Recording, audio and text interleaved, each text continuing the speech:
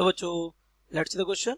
How does an ice skater, a वैले dancer and acrobat take advantage of the principle of conservation of angular momentum? Let's see the key concept of this question. The key concept of this question is beta principle of conservation of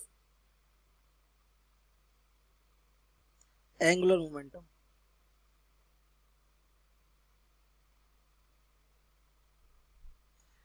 ये statement इसका क्या है? In the absence of external torque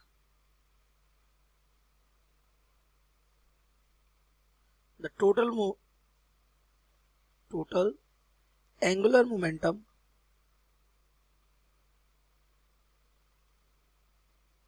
of the system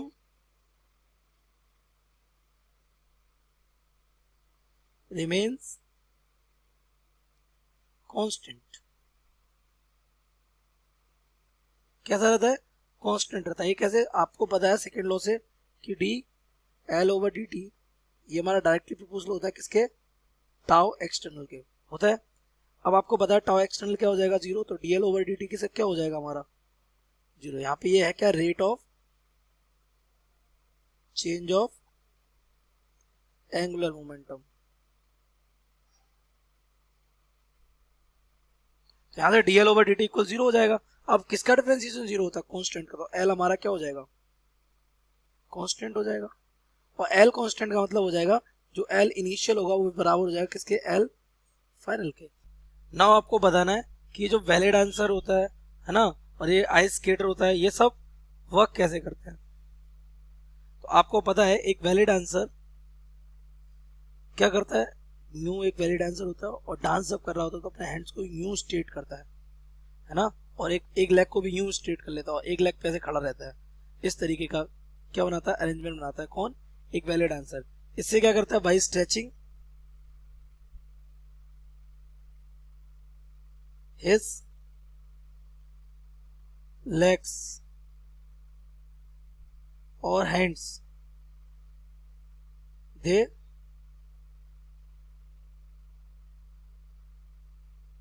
increases the moment of inertia. Moment of inertia क्या कर लेते हैं?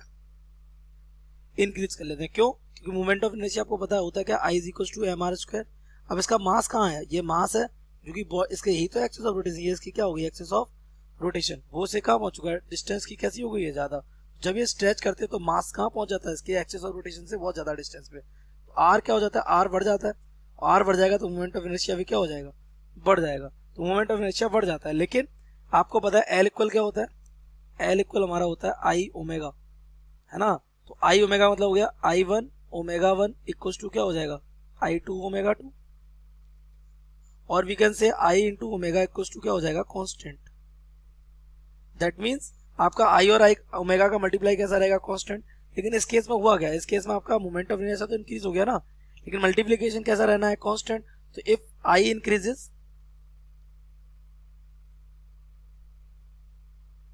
then angular velocity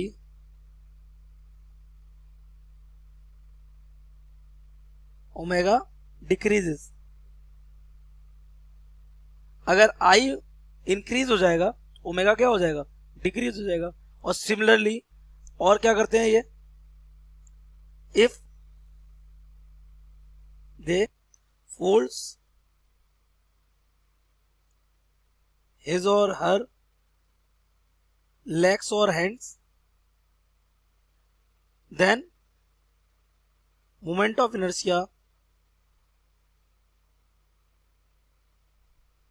decreases. moment of inertia क्या हो जाएगा? डिक्रीज हो जाएगा. As a result angular velocity increases. That helps them to rotate more easily. So this is the role of law of conservation of angular momentum in all the three cases. In case of ice skater, a valid answer, and acrobat. I hope you have understood it well. Best of luck.